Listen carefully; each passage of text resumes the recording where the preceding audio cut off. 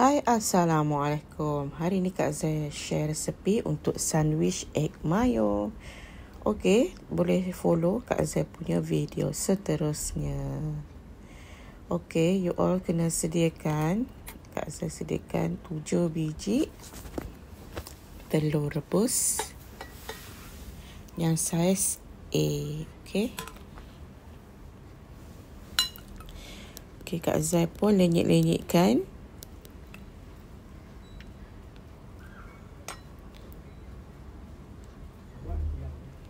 Okey, boleh. Bila dah semua rata lenyit tu, kita boleh continue bagi rata betul-betul hancur supaya mudah kita nak sapu dekat roti nanti. Okey. Okey, Kak Zai letak dalam 3 sudu mayonis. Kak Zai letak 3 Okey, Kak Zai letak 1 sudu mentega.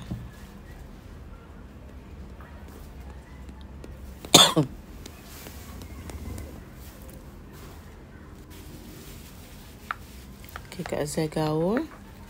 Ni dia tak moist. Sebab mula-mula Kak Zai letak 2 je mayonis. So you all make sure letak 3 3 mayonis. Okey, sapu lagi. Tuang lagi. Ni yang ketiga.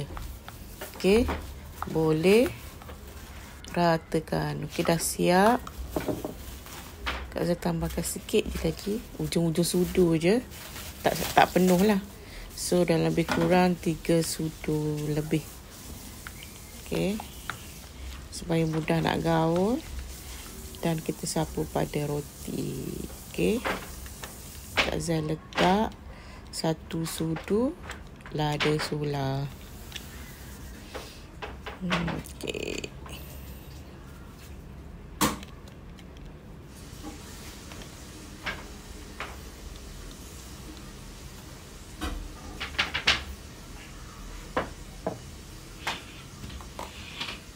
Kita gaul rata. Okey, Kak Zai pakai roti yang jumbo punya, yang 500 gram, yang paling besar lah. Sebab kita nak bagi makan ramai orang, so kita ambil yang 500 gram. So kita dah sapu mentega kat roti, dan kita sapu kita punya adunan telur tadi tu lah, yang kita dah buat tadi. Kita sapu terus dalam roti, atas roti. Okey.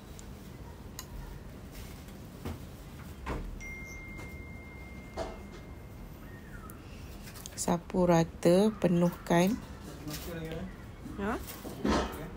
Kalau nak rotinya lagi bagus, boleh pakai roti Guardian ni.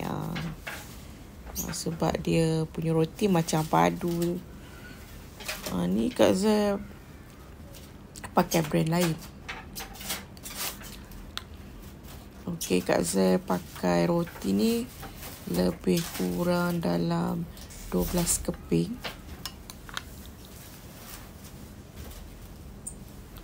Sapu je. Setiap roti Kak Zai memang sapu. Tak adalah, walaupun bentuk dia atas je tak ada, di setengah orang tak sapu kan, tapi Kak Zai dua-dua side Kak Zai sapu. Okey. Kita alas kita punya papa pemotor tu dengan plastik supaya bau ke daripada papa pemotong tu tak serap pada roti. Okey, Kak Zai potong jadi 4 bahagian. Okey.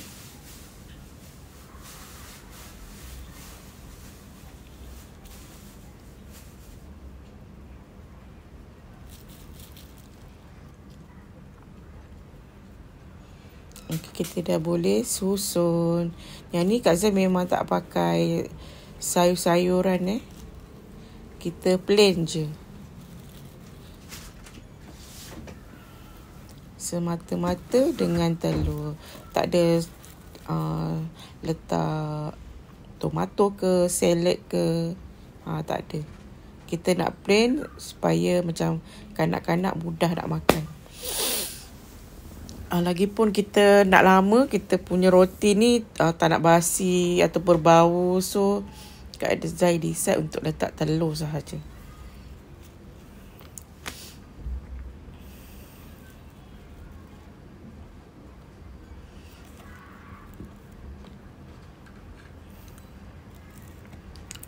Alhamdulillah, dah siap. Okay.